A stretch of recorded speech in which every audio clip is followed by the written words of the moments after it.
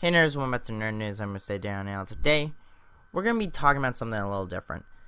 Now, what makes a good superhero video game? It's been on my mind for a while. Now, I've played all the Arkham games. I thought they were all amazing. Some more than others, but all amazing games anyway. The Spider-Man game just came out. And I was just thinking, through all of comic book, superhero, video game history, which ones stand out and which ones stand out but in bad ways? And what makes a good video game? And I think I found out personally what it is for me. Comment down below your opinions on it, and if they're different, I would really want to hear them. And it's going to be one of those discussion videos we like to do. Let's get right into it. First thing, most important thing for me, I won't be talking about multiplayer in this because, one, that's not needed in a superhero video game. It never has been. No developer ever thought it would be, and it's really not. It kind of breaks the world, breaks the rhythm, and I'm not a big multiplayer fan anyway, so that's not a building block for me. But what is the story? That's the biggest thing. If the story isn't good, no one's gonna want to play the game. If the story isn't good, no one's gonna watch the movie. No one's gonna want to read the book if the story isn't good.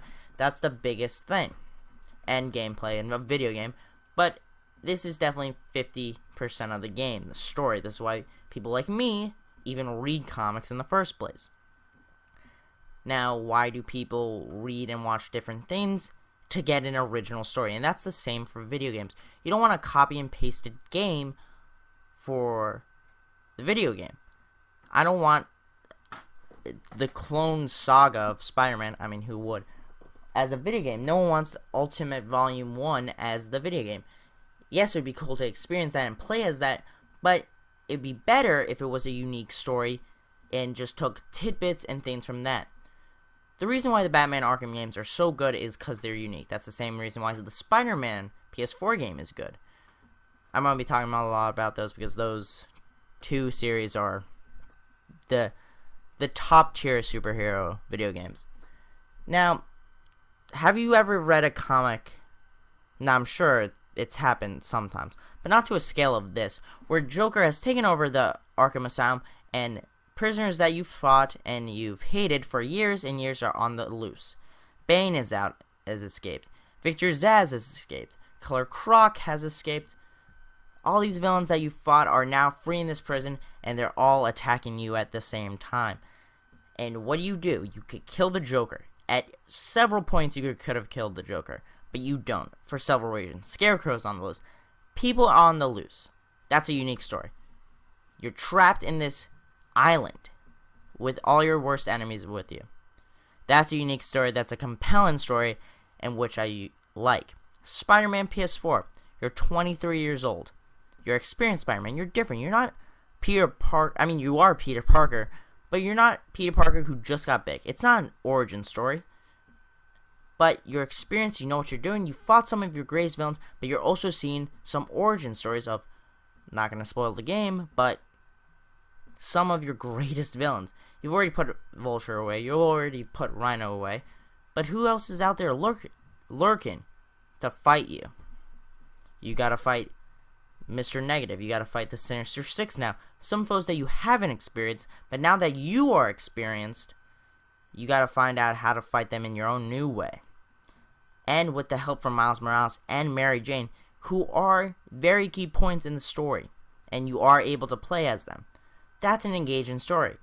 And this game almost made me cry. This is the first game of all time that has almost made me cry. It is a tearjerker at the end, because it's unique and I felt deeply connected to the characters. That's the biggest thing. Now you might be like, well, Danny, I know the Spider-Man 2 game from the movie is not the same story. Yes, I understand that, but it's still very connected in that universe, and that's just not the best story. These two series, Spider-Man PS4 and the Arkham series, are the key best stories of superhero video games of all time, in my opinion. Now, I haven't played every superhero video game of all time. That would just be absurd. Not absurd, but that would just be impractical. But I have played a lot. Comment down below if you think differently. But I do think Spider-Man is the best one of all time. and it's definitely an expectation. Batman Arkham, the series, was an expectation for a while, and that was definitely the bar if you want to make a good superhero video game. But now the bar has been raised, and the story level, I just wanted to keep increasing. It's not to the best, but it is getting there, and it is getting better every day. Now, the second biggest thing to make a good superhero video game would be the gameplay. You know, that's what people play video games for, to play the game, so you need good gameplay for that. You know what I mean. The player has to feel like they are the character they're playing as, whether that be Spider-Man, Batman, or Superman, or anyone for superheroes. Now, I'm going to talk about the Spider-Man game again. Spider-Man, when I played that, and I've said this in my review, I feel like I'm Spider-Man swinging through the city, the weight of the character swinging through Manhattan. It feels amazing. When I'm Batman and I'm at a crime scene and I'm using my detective skills, I feel like I'm Batman. When I'm fighting crime, I'm dodging, I'm using karate, I feel like I'm Batman. And that's good. That's pretty good. But going back to Superman with the N64, when I'm playing as Superman and I'm flying through rings, that's not what Superman does. He doesn't fly through rings. He saves people. That's one huge thing of Superman. He saves people. He stops fires in buildings. He gets cats out of trees. He doesn't fly through fucking rings. Like, that's just not what he is, and that's why the N64 game didn't work. It didn't have good gameplay mechanics. You have to feel like you're actually the character. It also has to be smooth, and it has to make sense. And the combat system has to feel rewarding and easy to learn, but also hard to master. And that's exactly what Spider-Man and Batman do. Now, people are saying that the Spider-Man and Batman gameplay are very similar in the combat style, and I have to disagree. The web shooters alone is different, changes the gameplay in Spider-Man, that it is nothing like Batman, the Arkham series. That is amazing. Superman, on the other hand, he hasn't had many shots as a video game character, but that one shot in N64 was not a good way to do it. Not for sure. But gameplay is probably 50% as important as story, and that's another 50%. Two big things that you need to focus on, and on making a superhero game, you have to feel like you're actually the superhero, saving people, fighting crime, and saving the day. Now moving on to the smaller things that are still important, but not as important as story and gameplay. Number one, since it's a superhero game, I'm mostly going to be talking about Marvel and DC, like Batman and Superman and Spider-Man and the others.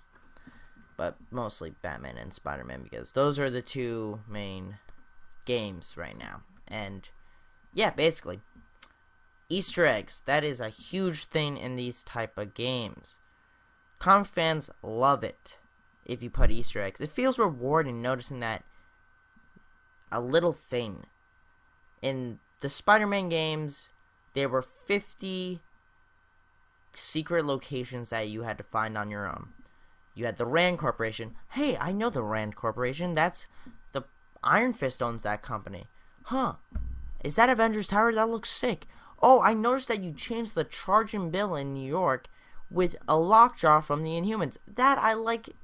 It just lets fans know that you care. It's a very small detail, but something that is very helpful, and it's very nice for fans to know that the creators care and they love and looked into things, and it's a passion project for them.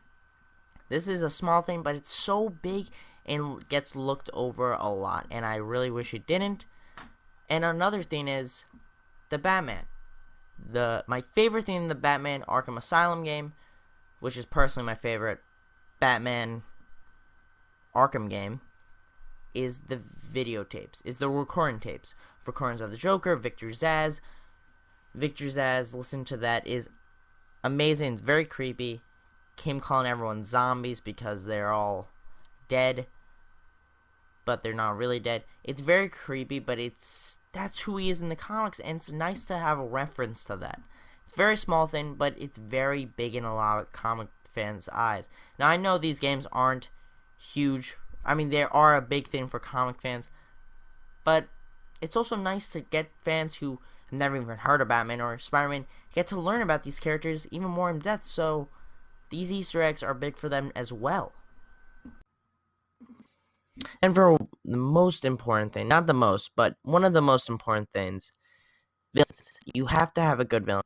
Now, some stories say that a hero is only as good as its villain, or a story is only as good as its villain. I agree. Joker, some best Batman villain of all time, very good, and that's why he's the most prominent in these games. He's basically the icon besides Batman of the Arkham series. He was in Arkham Asylum. He wasn't the main villain in City, but he was had a huge role in that story. In Origins, he was the main villain. In Arkham Knight, he wasn't the main villain, that was Scarecrow, but he did play a huge role in the story in closing out his death and how Batman deals with the Joker afterwards and make sure that he doesn't turn into the Joker. So, he's been in all the games, and he's a reoccurring character, but is that good? In my opinion, false Arkham series, you have to rely on this one character. While it is a good one, does get stale after a while, and 4 games is quite a lot. So I say that's one of the weakest points of the Arkham series. Now let's move on to Spider-Man, which is a new IP. Spider-Man, they sold the game, making it seem like Mr. Negative, Martin Lee, was the main villain of the game. We later found out that's not true in the game, but they sold the game as it was Martin Lee, the main villain. Now, Martin Lee is not a well-known character. He's been around since 2011. That's very early for comic books. Batman's 80 years old, Spider-Man's over 50 almost, and almost 7 years old, that's not new. And for people who are not up to date in comics, might not know who Mr. Negative is, because this is his first outside of comics appearance. So they made a very ballsy decision with this that I have to respect. Now, a little bit of a spoiler. It's not really a spoiler because it's the first hour in the day. We realized that Dr. Octopus is in the game, so we were like, okay, so he's the main villain. So he is a very well-known Spider-Man villain, but they didn't sell the game as that. Also, but in-game, which it matters who the main villain is, we have not been oversaturated with Dr. Octopus. And from the ending, which I'm not going to spoil, it doesn't seem like he's going to be the villain for a while, if ever. So, yeah, it doesn't seem like we're going to get him. And from the lead-ups for the other games that are coming out after this, we have more villains in his history that are probably going to be the main villains and probably going to be the protagonist. So different villains, that's great. That's amazing. But I love how they just said, oh yeah, Mr. Negative. Anyone hear of that guy? No, we're gonna put him on the front page. We're gonna be like, yeah, he's the main villain. And people are gonna be like, who's that? I still want to buy the game though. They want to know this character, and they did a great job fleshing out Martin Lee's story. That's amazing. Now, that's good. That's the main part of villains. You have to have a good main villain, but it can't have oversaturation like the Arkham series. So, Spider-Man so far did good. Batman, you can't use the Joker 4 times. That is just ridiculous. But I do have to say, Batman did something right. If you guys didn't know, Batman Arkham Knight, my favorite thing in that game, my favorite side quest was Professor Pig's side quest, where random bodies would be showing up around the city, and they would be experimented on. Then you would find Mr. Pig, and I was like, who is this guy? Who is this weirdo? That's my favorite thing. You had to use detective skills, you had to use combat skills to defeat Professor Pig, who is just a psychopath who likes chopping up bodies and makes people zombies. That's it. That's the whole story of this guy. And it's so weird and freaky. The Arkham series is not afraid to get freaky with their villains. Like, oh, you've never heard this guy that appeared once? Yeah, here you go. This is a whole story about him. Now, I know Professor Pig hasn't appeared once, but yeah. the Arkham series just also has very good side quests of villains. You know, you had Two-Face in Arkham Knight, you had Penguin, you had Mr. Freeze in the DLC, Ra's al Ghul in the DLC, but I can't think, Man-Bat, Deathstroke, tons of villains. But Spider-Man, back to this guy. He had 2 comic book villain side quests. Tombstone, which took up like 2 side quests, and Screwball. Not the best characters. Screwball, you did get a little freaky with, because I liked her because she was like, I didn't do that, my fans did it. Who, if you don't know, she's basically an online Twitch streamer, and who basically tells her fans to do crimes. So that's kind of interesting, but that was like half a mission. And the rest of the side quests were meeting up with people of New York and helping the people of New York, which is fine. I like those missions. I'm not saying I didn't, but I would like more missions, just more missions of villains. That's one criticism of that game. But you just got to do villains right. You know, you have to have a good villain that hasn't been oversaturated. Bad example, Arkham series. Good example, Spider-Man. You also have to have good side quests. Good example, the Arkham series. Bad example, Spider-Man. So, both games can learn from each other, which is basically what this video is about. I want you guys to learn from it. You know what? I've never made a video game before. I know it's hard. I understand that. I just want to see my key thought. I want you guys to hear my key thoughts. And if this goes out to the game developer and I helped with something, basically, I'm a god. I know. But this is what I've learned in playing video games and reading comics and playing video game comics, because I love these games and I just want to see them get better. And this is what me and all my friends love. And this is what we've talked about. And like, hey, who do you think this villain's going to be? Hey, how do you think they're going to use this comic in this video game? This is the stuff we love, and we just want to see it grow and grow beyond what it can be and what it is now. And right now it's perfect, but it can be better.